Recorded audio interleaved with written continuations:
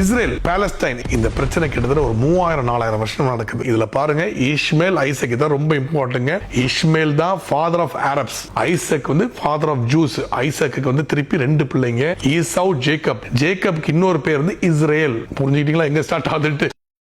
இந்த பிரச்சனை பாத்தீங்கன்னா எல்லா கண்ட்ரிஸ் அப்போஸ் பண்ண மாட்டாங்க. இப்ப அங்க இருக்கிற ஜூஸ் எல்லாம் பாத்தீங்கன்னா ஜெர்மனில இருக்க ஜூஸ் பயங்கரமா ஃபிளரிஷ் பண்ணிட்டாங்க. சோ அங்க இருந்து பாத்தீங்கன்னா 632ல முஸ்லிம் இன்வேஷன் ஸ்டார்ட் ஆகுது. அரப் திருப்பி ஜெருசலேமை கான்கர் பண்ணிடுறாங்க. இதுக்கு நடுவுல எனிபடி நான் கிறிஸ்டியன், புரியுதுங்களா, முஸ்லிம்ஸ், முஸ்லிம் விமன், ஜூஸ், ஜூயிஷ் விமன் போட்டு அடின்னு அடிக்கிறாங்க. ஆனா திருப்பி ஸ்டார்ட் ஆகுது 19th செஞ்சுரியில.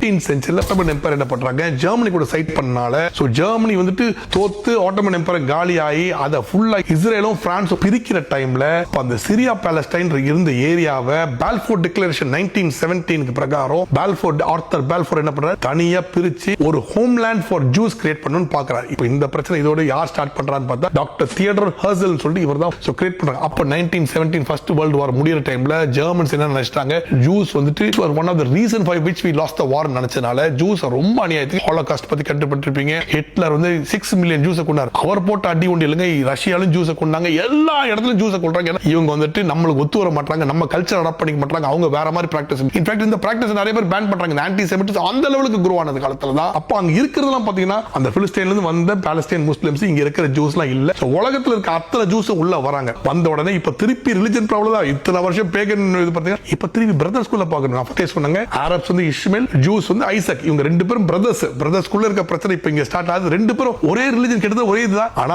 இவங்க ப்ராஃபட் முகமது அக்செப்ட் பண்றது கிடையாது, அவங்க அக்செப்ட் பண்ணி இந்த மாதிரி 2-3 டிஃபரன்ஸ் வந்தனால அவங்க கூட சண்டை ஆகி இவங்க நான் கரெக்ட் நீ கரெக்ட்ன்றது அங்க இருந்த மக்களை மெதுவா இஸ்ரேல் டீப்ளேஸ் பண்ண ஆரம்பிக்குது. இருக்கிறவங்க கூட சண்டை. இது எங்களோட ஹோம்லேண்ட் 3000 வருஷம் பண்றாங்க. அதே மாதிரி பிலிஸ்தீன்ஸும் அந்த பாலஸ்தீன்ஸும் அவங்க என்ன சொல்றாங்க, இது எங்களோட ஹோம்லேண்ட் சண்டை போட்டு இது ஸ்டார்ட் ஆகுதுங்க. 1948ல இஸ்ரேல் என்ன பண்றாங்க, நான் இண்டிபெண்டன்ட் நேஷன் டிக்ளேர் பண்ணிட்டான். டிக்ளேர் பண்ண பக்கத்துல இருக்க அத்தனை பேர் ஈஜிப்ட், சிரியா, லெபனான், யமன் எல்லாம் வந்து அடிக்கிறாங்க. 1948ல வின் பண்ணிடுறாங்க. 1956, 67, 73 கண்டினியூஸ் வார்ஸ், நக்காத வார்ஸ். 1990ல ஒரு PLO Palestine liberation organisation Yasser Arafat கூட சேர்ந்து ஒரு அக்கார்ட்ஸ் போடுறது கொஞ்சம் பிரச்சனை. ஆனா பிரச்சனை முடியவே மாட்டேங்குது. இப்போ என்ன இஸ்ரேல் என்ன பண்றாங்க, ஸ்லோவா அந்த வெஸ்ட் பேங்க், காசால அப்ப இருந்த மக்களை ரீப்ளேஸ் பண்ணி அங்க இருக்கிற முஸ்லிம் பாப்புலேஷன் இன்னும் குறைச்சி இது பண்றாங்க. இப்போ ஈரான் என்ன ஆகுது, இதுல நடுவுல இன்டர்ஃபியர் பண்ணி நீ பண்ற அநியாயம், இது ரிலிஜனுக்காக பிரச்சனை.